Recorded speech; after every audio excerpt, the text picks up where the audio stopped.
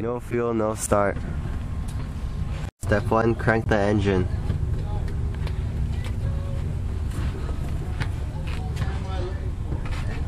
Anyone seen dollar?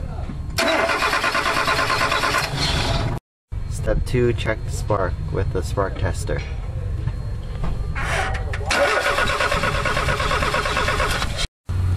Test the fuel pressure with a pressure gauge.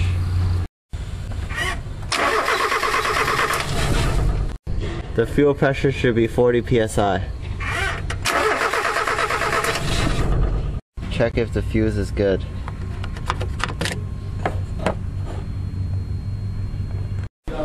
Lift up the vehicle. Find the wire that goes to the fuel pump. Check the current with the test light.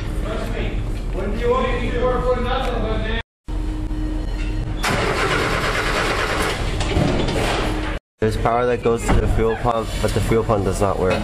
We just replaced the fuel pump, now the vehicle's running.